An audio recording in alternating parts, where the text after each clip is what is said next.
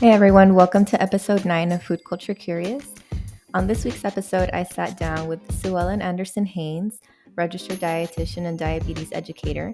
She is the founder of 360 Girls and Women and also co-founder of Cultural Health. So she talks to us this week about her Caribbean food culture, what it's like to be a plant-based dietitian, and all about what she's doing to connect patients to dietitians of their culture. So listen if you want to learn more.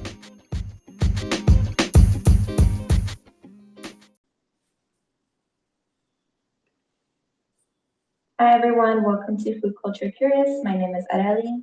I'm a registered dietitian on a mission to help healthcare providers be more culturally confident with their nutrition recommendations. Today with me, I have Sue-Ellen Anderson Haynes, registered dietitian and diabetes educator. She is the founder of 360 Girls and Women, and she has also created an app that helps connect dietitians to their clients based on their culture. Welcome, Sue-Ellen. Thank you for having me today. Thank you for being here. I'm really excited to learn all about your food culture and everything that you're doing. So we'll go ahead and get started. What food cultures do you identify with? So I would say that I'm from the West Indies, Caribbean islands of Jamaica. And so Jamaica has a variety of foods that were from other parts of the world that we could talk about a little bit later. But definitely spicy food, savory food, lots of different mixed foods, curries, and things of that sort. So I'll tell you more in a second, right? Yes. Mhm. Yeah, exactly. So tell me a little bit about the foods that you grew up with. What were some typical proteins, carbs, and produce? Okay. So protein foods typically that I grew up with are oxtail, curry goat. I ate fish, escovitch fish, which is basically a fish that's either steamed or fried with a lot of different seasonings, and a spicy like slaw, which is like carrots, cabbage, a lot of onions, and these are the foods that I typically grew up with. But now that I'm plant based, I don't really eat those foods anymore. I eat things more like jerk tofu instead of jerk chicken. I'll have my oxtail, I make it from various plant foods based. Possibly you could do that from mushrooms or different things of that sort. So I still enjoy my cultural foods and my spices just in a variety of different ways. Um, and some of our carbohydrates, dumpling, fried, typically they add it with like cornmeal, white flour. For someone that wants to be more sensitive to those who have gluten intolerances or sensitivities, you can use plant-based substitutes, excuse me, gluten-free. You can use gluten-free substitutes, such as like oat flour, almond flour to make your dumplings. But typically the dumplings from our culture are made with just flour and some mixed with cornmeal. Sometimes they mix it with sugar, and that could be like festival. Festival is more of like a sweet, savory dumpling. Also, plantains, of course, are carbohydrates. We enjoy those. A lot of Caribbean islands, they eat plantains, and we associate that with ackee and saltfish dishes, which are some of our traditional, which is our national dish, ackee and saltfish. I'll let you know a little bit about what ackee is. Our other carbs are like yams, green plantain. Some people, well, green banana, I would say. Some cultures call them green plantain, but we call them green bananas. And then those you can bake, you can boil. Typically, we boil them. You could fry them too. What else do we eat as carbohydrates? Rice and peas is typical. Rice and peas, we mix it with coconut milk. Straight from the coconut is the best way, the best flavor. However, a lot of people may not have access to the coconut, so that instead we may use the canned coconut cream. Gungo peas is typical for rice and peas, or kidney beans. And again, we put that with coconut milk. We add a lot of spices in there. We have to have thyme, which is a herb that we use often, peppers and spices. So we season the rice is very well seasoned and steamed. Some people put it Some people cook it on the stove, some is cooked in the oven. So typically on the stove top, but I've seen some people cook it in the oven as well, rice and peas. Our fats that we use, the oils that we use typically are vegetable oils and coconut oils, not so much palm oil. Some of those oils aren't the healthiest if they're frying with it or using it often. A lot of Jamaicans now, I would say, they're becoming more health conscious and Mhm. are trying to veer away from using those types of oils, maybe more so avocado, olive oil, but a lot of them are still using the traditional oils that they grew up with because that's, part of the culture. But if you educate them on, the content of saturation of the fat, may not be as heart healthy, then they may reduce it. Because I've educated several of my family members, my mother, everyone that I know, clients, and so it's just easy. That's an easy switch. Switching out the oils that you use is a very easy switch for many Mhm. people because it doesn't really change the taste of the food per se. But coconut oil is something I don't think they're ever gonna stop cooking with. They may reduce it, and I actually cook with it because coconut has so many great properties. Of course, in moderation, you don't want to use too much, but it's antimicrobial.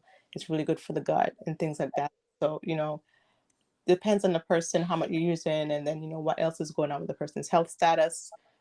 So those are the Yeah, types of fats, appropriate. yeah, that we use. So you mentioned a little bit about the spices and the type of cooking oils. For methods, you mentioned you do some baking and frying. Are there any other types of cooking methods that are common? Yeah, so in Jamaica, they use the grill, and typically jerk chicken is known in Jamaica. If you go to Jamaica and you don't eat something off the grill, it's like you never been to Jamaica. So whether you're vegetarian or whether you eat meat or whatever, you could cook a variety of food on the grill. The pimento wood fire grills is what they really slow cook the proteins on. Typically, you could cook veggies on there too, but like the jerk, they slow cook it there, and it really gets the pimento flavor from the grill. And it's really a delicious type of food. In addition to the jerk seasoning, now it's a mixture of like Scotch bonnet, which is a popular pepper in our culture, then the thyme, the pimentos. You could actually make your own jerk seasoning. I teach my clients how to make it because traditionally the jerk seasoning that they sell in the stores are very high in sodium. And Mhm. some of them are some of them are spicy, mild, not so spicy, but regardless, the sodium content is a concern because people from my culture, they struggle with hypertension, heart issues because, sodium content, stress level, and other things that they're going through raises blood pressure. So education on choosing foods that are low in sodium and making their own spices is helpful. And a lot of them know how to make their own spices. They're really educated. They grow their own herbs. A lot of them grow their own foods because it is very expensive to buy produce at the supermarket. Financially, it's hard to get certain foods that they want to use on a daily basis. So you would have to plant it in your garden, which I grew up doing that. My mom planted foods there. And then some people may not have access to going to the doctors as often. So, medicinal therapies through herbal remedies is well known in Jamaica. And I actually teach that in my company. I teach herbal remedies in addition to other holistic therapies because I feel, medication comes from herbs. Not to say Mhm. medications aren't useful. It's just they're especially there for people who really need them and especially emergency uses. But we first go to herbs. That we first go to what do we have in the kitchen? What do we have in our backyard that we can use to help with whatever we're going through? And I would say that's awesome. Can you give a couple of examples, like a specific herb that you would use for a specific ailment, or how do you use that? yeah, so there's a herb called bitters. Bitters, we use like searcy. There's a bitters herb, and it is used to help with digestion. It's really helpful for elimination of any type of overgrowth in the body, fungal, bacterial overgrowth. It just kind of helps with supports the digestive system, I would say. And so it helps with the pancreatic enzymes if you're not able to, digest your food well. It helps stimulates the body for digestion. And bitters, herbs, and like I said, we use sorrel. But there are other types of bitters, that people may be aware of in their particular culture, but that's one we use often, as well as things such as um, teas. We use teas often, and juices. We juice often, and one of the teas or drinks that we use is sorrel, and that's a typical celebration drink. We use it in the holidays. It's very red. It's come from the hibiscus flower, and it has a lot of health benefits for blood pressure. It dilates your vessels to lower blood pressure. Good for your heart and different things of that sort. So a lot of people, and from our culture, we drink sorrel tea.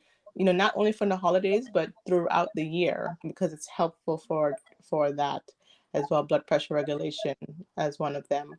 Um, Another typical, I would say, herb that's very common in all of the world is peppermint, right? Peppermint is really good for the gut as well, for upset stomach. And if your tummy hurts, my mom says, let's go get some peppermint from the backyard, make you some peppermint tea. And it really helps to settle the stomach. Research shows that ginger, peppermint, those things we have in our yard and grocery store really does help. So some people may believe that you're old folks' tales, but when you take them over, in your particular culture and you see the benefits and you feel the benefits, you understand that it works. But you definitely want to, bear and caution with your clients and look what research is saying. Unfortunately, there's not a lot of research there, randomized studies and things like that on natural remedies. There's more studies on, pharmaceutical companies or other randomized trials and different food types. But unfortunately, I'm not sure if because it's funding or not sure if it's interest. And now there's more interest. I know for sure. I hear it from my clients. I hear from so many different people, but they're not being published on natural therapies. And I guess because they're so hard to control, the studies, they just don't know. But regardless, you have to go by your experience. You also have to go by client experience, right? What works for your client, what works for you, and then what the research says. Wherever there's gaps in research, you just have to do what you can.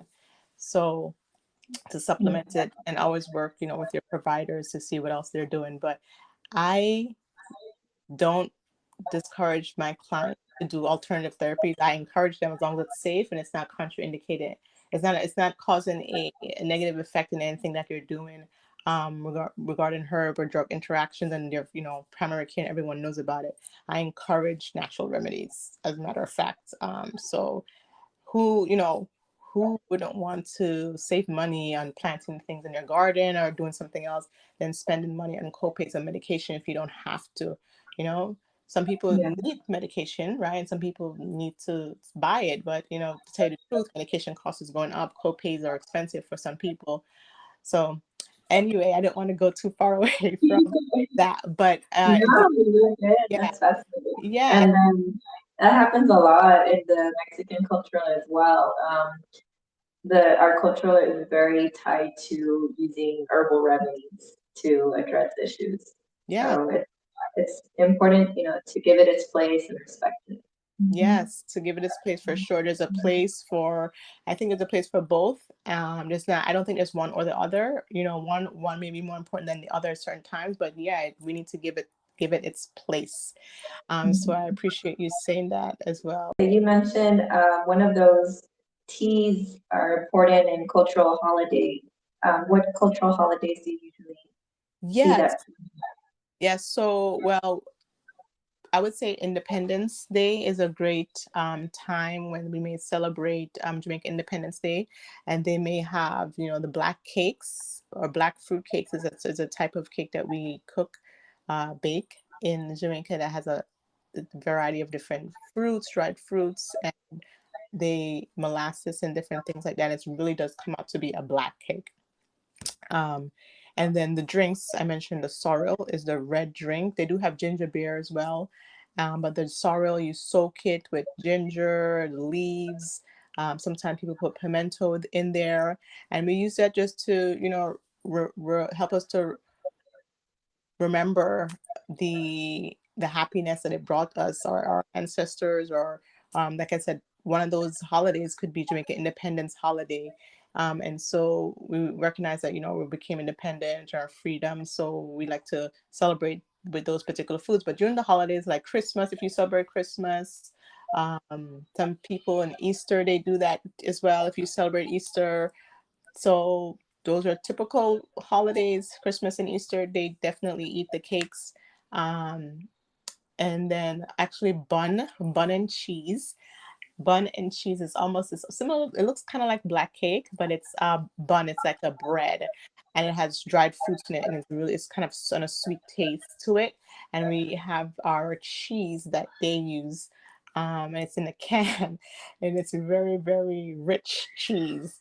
And so on Easter, typical Easter, if you celebrate it, they have bun and cheese. Easter Sunday, bun and cheese.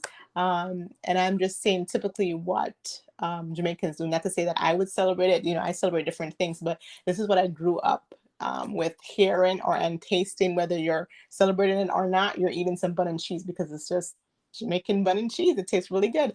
And then what else do we eat? Let me go back to the drinks. So I want to mention here that juicing is something that Jamaicans really love to do. Juicing is something I grew up with my mom. My mom makes her own ginger beers. She makes her own sorrels. You juice mangoes, you juice soursop, sweet sop, all these different fruits and vegetables. Jamaicans juice, and they really believe that. We really believe that juice provides nutrients, but it also provides a lot of sugar, excess calories when you use too much of it, and so. I would like to say that there's a right place to juice, and then there's a place when you don't want to do it too much. But I would never say to someone, so we need to be culturally aware and never say to a particular person that, juicing can't cleanse you. Juicing is not going to help you. Juicing is just ridiculous because a lot of cultures juice. So we have to educate them and say, okay, so what are you juicing for? Is it because it tastes good, or because you're trying to get rid of a particular illness? Because I practice integrative and functional medicine. Some people Mhm. call it complementary and alternative medicine as a dietitian. And juicing, there's some research that shows juicing can help with getting a large amount of antioxidants and enzymes quickly to the body to help a particular health concern. Now, one particular juice, one particular vitamin, one particular pill, even one particular medicine is not going to cure all for anything. It's like a combination of lifestyle changes. But Right. in our culture, we're going to juice and we're not going to stop juicing. Okay, so we have to learn how to educate and say when is the appropriate time to do it, the appropriate amounts and the content, and how to do it to make it a more balanced, not so heavy in carbohydrates and not so heavy in this particular nutrient. So that's how I educate my clients from different cultures, especially my culture. I'm not going to tell them not to juice. I'm going to tell them this is what we could do a little differently. So as dietitians, we have to be a little careful to tell people or to just give out blank label claims on the media or wherever and say you should not juice, it doesn't do anything for you, it's not good. You could be offending someone's cultural beliefs or cultural background or just traditions by saying that, and they could view it as, no, I can't drink it, I can even have a sip, no, I can't do, it's just, I don't think it's a good relationship to have. But I just want to put that out there. No, absolutely. It makes me sad, when especially healthcare professionals start shaming people for particular habits because, like you say, sometimes it's part of our culture, and if there's a place for it, why are you going to make the patient feel bad about it? Yeah. But I really like that example of how you're, practicing cultural humility in your practice. Can you tell me a little bit more about your particular niche, the kind of population you like to work with, and how you address their concerns? Right. So I came into girls and women's care because it started from my personal experience with having a daughter and having children. And I believe that women there's so many chronic conditions that women are faced with compared to men. And I wanted to drift more into that area because of my, like I said, experience with pregnancy and just being a girl and a woman in general with irregular periods and different things like that. And I felt like there's a place for dietitians. As a women's health dietitian, I, educated myself, took courses and specialized in it. And I felt that um, our needs weren't being met, especially women of color. So 360 Girls and Women, we don't, we cater to all girls and women, but particularly women of color, and they gravitate towards me. That's probably 90% of my clients. And so what does 360 and Girls and Women really mean? So 360, first of all represents completion. And so we provide like personal insight to help girls and women dramatically improve their well-being. So evidence-based. So we provide evidence-based information and services to maximize a woman's complete health through the complete life cycle. So there's that 360 approach, right? So we help prevent, reverse, and manage certain reproductive and chronic illnesses using nutrition as the foundation, along with other, like I said, innovative therapies, which is functional and integrative nutrition. So that's the base of 360. And our clientele, like I said, are girls and women, but the age groups specifically are adolescents, young women, older women, and then also motherhood. Those are our special target audiences for our programs and groups. We specialize it for those particular areas. And I work with a group of advisors, a holistic doctor, naturopathic doctor, medical doctor on my team that I refer to if we need to, or if I need special advice on what to do for a particular client, I refer out. So I developed this team to kind of help meet your physical, mental, and your spiritual needs as well, if there's need for that, because that is like the whole person. So 360 in terms of the whole person, and then 360 in terms of, birth to older women, the care that you need. And The stages of life. yeah, stages of life cycle, basically life cycle nutrition, in a holistic 360 approach. So Wow. yeah, Are and you, I think you've mentioned this earlier in the interview, you're plant-based, you work with plant-based in general with your population? yeah, so thank you for asking me that. Yes, I am a plant-based women's health registered dietitian. So all my clients, I really introduce them to plant-based eating, either a whole food plant-based, not particular vegan, but if they want to become vegan, vegetarian, I help them in that process. That's what I specialize in. And like I mentioned before, I crossed over into being more plant-based, more whole food plant-based, particularly.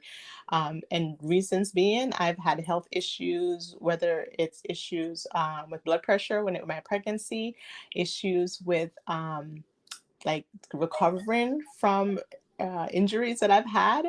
Whole food, plant based, or just eating more fruits and vegetables. Generally, it helps anyone. But I grew up eating, like I said, a lot of. I believe my foods were generally healthy, and they are. But I'm not sure if I wanted to continue to eat a lot of high intake of animal foods, and research does show, excess animal food intake increases inflammation in the body, and it does.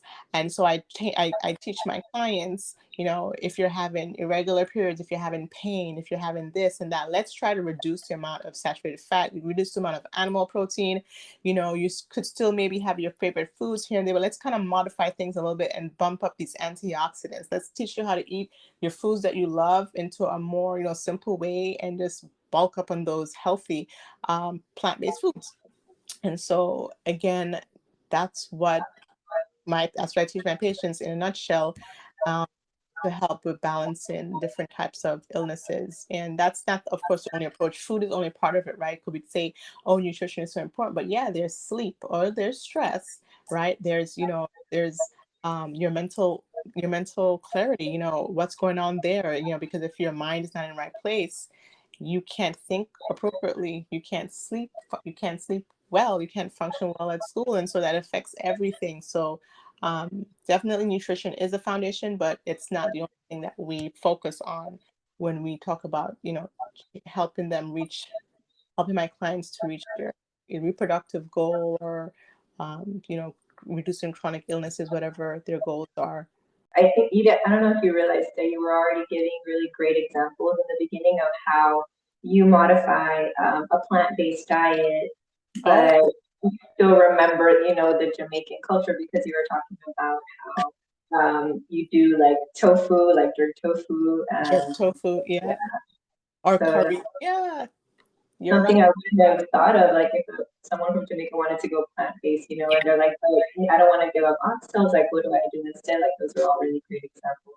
Yeah, there are, yeah, there's very as becoming plant-based, you have to really be creative to cook the foods and the textures. And there's a lot of things out there, there's a lot of videos and people that are becoming plant-based for different reasons, whether it's for the environment, whether it's for their particular health concern, or whether because of finance, because really oxtail is very expensive. It's really expensive to buy oxtail. It's Escovitch fish is really expensive. A lot of people may not have access, even in Jamaica, to buy a large snapper fish. Like that snapper fish is expensive. You know what I'm saying? So you may want to do tuna, canned sardine, for some people, or maybe even like tofu is a little more reliable, or bean burgers, or like stew. In our culture, we do stew peas. Excuse me, stew peas is something that's really hearty. A lot of kidney beans and spinners, like dumplings that we use, and a lot of vegetables, and you pour that over rice, right? So that's very economical, and you're still sticking with the cultural staples, right? But it's like more plant-based. So you're becoming plant-based does not mean in any way that you're taking away your cultural foods. But some people believe that you cannot eat your cultural foods if you're eat plant-based. And so I'm teaching my clients that it is possible to do that. Well, if you want to reduce it, right? If you want to reduce the animal products, there is a way. So that's a little bit of what I do there. And I enjoy it. I really enjoy it because I see the testimonials and the the feedback that I get, and I enjoy seeing people thrive and feeling better, and honoring their culture as well. So that's one of the reasons why, well, one of the reasons why I started cultured health. It was formerly cultured. So and I'll tell you a little bit about that in a second. I'm not sure if you had any other questions about. No, I really want to hear about all about the app. So I know you mentioned you created an app where you can connect the patient to the dietitian depending on their culture. How did you get involved with that? How did you create that? And how is it going? Yeah, we officially launched the app in October 2020. Last year, we're in 2020, yeah, 2022. Last year, it took about a year or so before we actually put pen to paper, and then got everything finalized. Got an app, someone to create the app for us to kind of we created, of course, but we had to have the tech piece, um, someone else involved.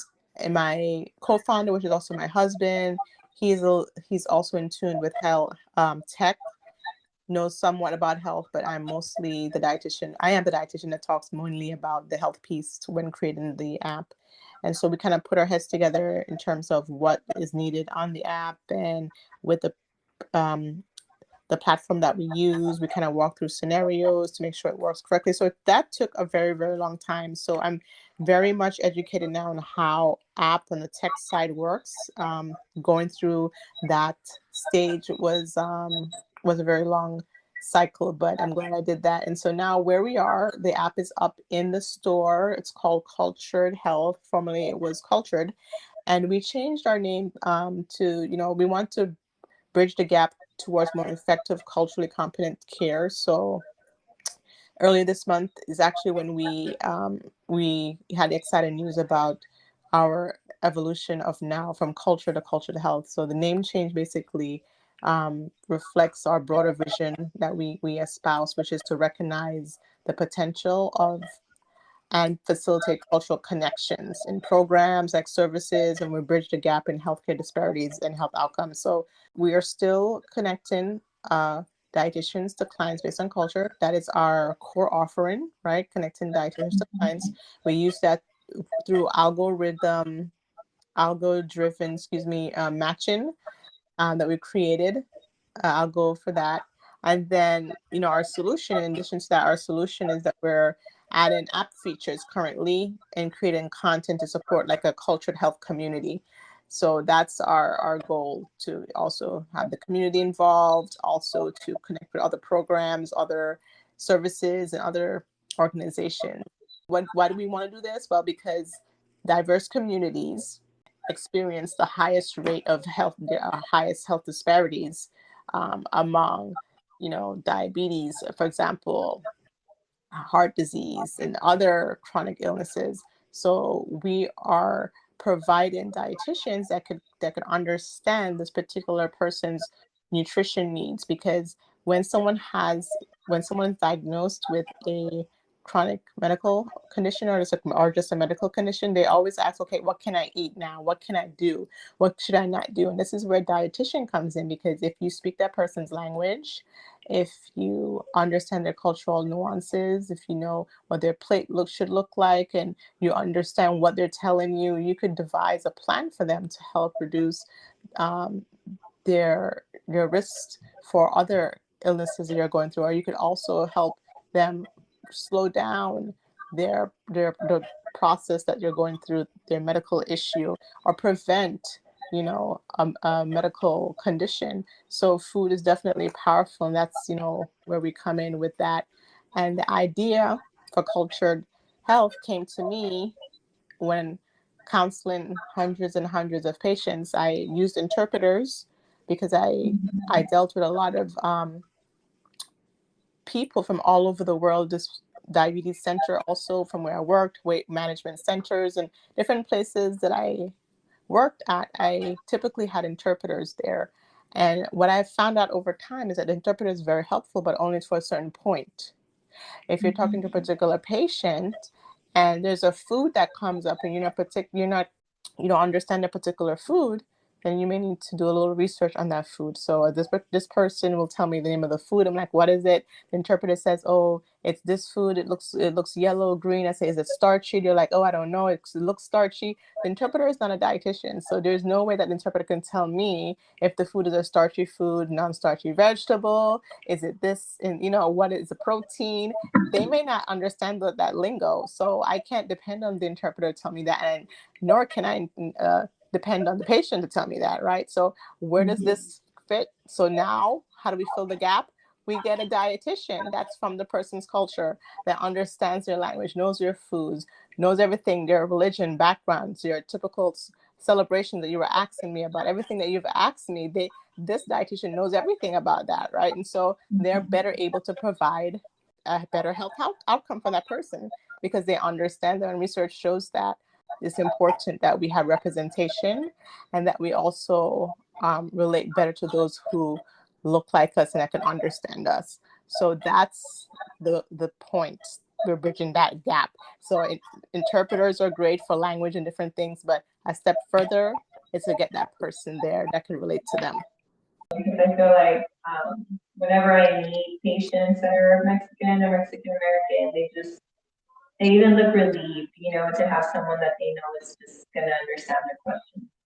How do you know which dietitians to reach out to? Like, what organizations to work with to get those dietitians to connect with the patient? Right. So so the first question you asked is, how do I know what dietitian to match up with the patient? Mm-hmm. Right. So we have an algorithm that we ask specific questions. So about the person's culture and the dietitian. So we have the info. The dietitian, registered dietitian, comes into the app and creates their profile based on their profile information that we've asked. That algo picks up whatever the patient's looking for, and we find the perfect 5 matches. And they can run the algo again to find more matches. And so we have countries represented all over the world on our app, and it's in the United States. Dietitians can log on in the United States and Canada currently.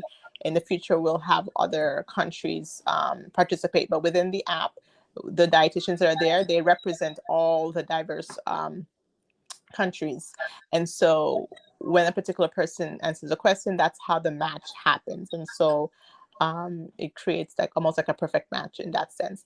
And in terms of connecting organizations, with dietitians, we do that as well. If there's a particular organization looking for a dietitian, we have reached out a few times to a dietitian and hooked them up with that particular organization. Like, let's say someone's looking for a dietitian that speaks this particular language or this from particular background.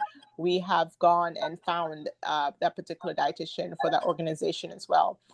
So organizations can do that, and clients can match. A client, again, could be anyone looking for a registered dietitian, right? It could be even a registered dietitian that's looking for a registered dietitian, because, you know, doctors need doctors too, right? So dietitians need dietitians too.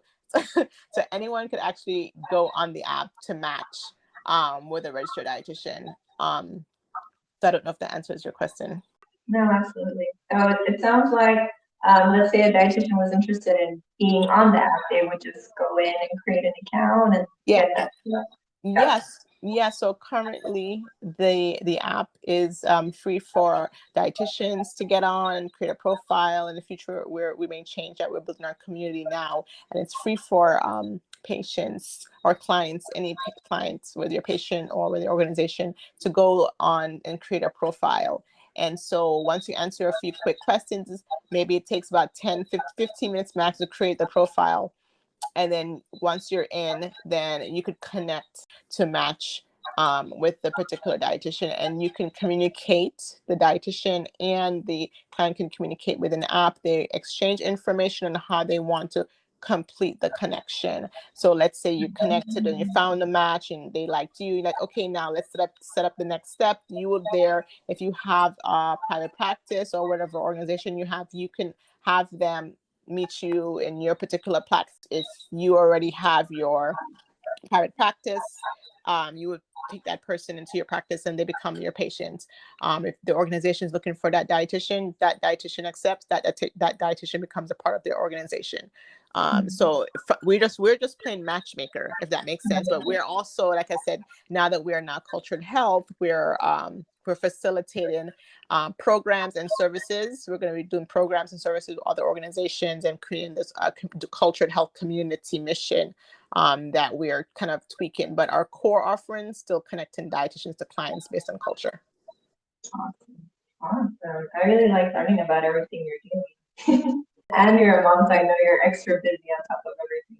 Yeah, I'm a mom. Yeah, so you know, and so are you. And congratulations to you for being a mom. But it's very hectic at times, and you get take it slow. Going back to my personal journey of becoming a mom, it definitely taught me a lot of things. And one of the things it taught me is that you really have to take time for yourself. If you don't, then no one benefits. If you don't take time for yourself, going to sleep early, making sure you eat your meals, nourish your body, then if you get ill, you can't do any of those things anyway. You can't take care of your family or yourself. You can't go to work. You can't do this. So in the end, nobody wins. So it really is top priority to take care of yourself the best way you can so that you can take care of your loved ones. Because if you don't, then nothing happens. Right. Yeah. As a new mom or any other moms out there, even as moms that's been a mom for ages, we always have to remind ourselves. And so that's one of the things I talk to my clients about, because a lot of them, I would say about half of my clients are mothers with daughters and children, and the others are trying to have children, or you're in their different phases. But I definitely relate to moms a lot. That's awesome. So if people want to work with you, either your private practice or be involved in your app, how can they reach out to you? How can they get a hold of you? Yeah, if they want to reach out, they can find me at 360girlsandawoman.com. That's my website. They can also find me on Instagram at 360girlsandwoman.com. That's my most, I'm there on the social media platform most often. They can also find Cultured Health by going to I Am Cultured Health, IAMCULTERED. I am culturedhealth.com. And you can find us on Instagram as well at IamCulturedHealth.com.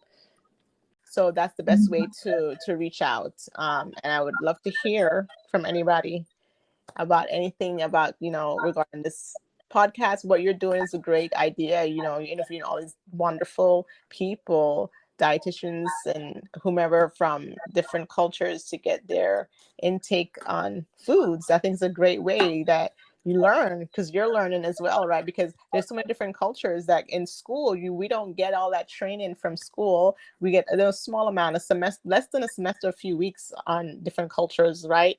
On the exam is only a few questions. There's no way that we're going to learn about every single culture every day. So this is a great place to come to learn about, you know, other people's culture, and then referring out when we need to, because obviously that's what we're here for. Physicians and other providers refer out. We need to refer out to as registered dietitians if we feel the patient can better have better outcomes with a particular provider. Yeah, a lot of people that ask me for maybe like sports nutrition advice or weight loss, and I'm like, oh, I really focus more on kidney. Let me get you a dietitian that can help you better. So, exactly. Yeah. So yeah, thanks so much for having me on your show. I appreciate it. Yeah, absolutely. It was wonderful to have you on and to learn more about it. Yeah, thank you so much. And that's it for this week. Thank you to our guest, Sue-Ellen Anderson Haynes, for sitting down and talking with us. I will list her socials in our show notes. And if you want to follow Food Culture Curious, we also have Instagram at Food Culture Curious. We are also on TikTok as at Food Culture Curious. And you can find me, Areli, on Instagram as at Latina Kidney Dietitian, as well as TikTok at Latina Kidney Dietitian. We'll see y'all next time. Thank you, guys.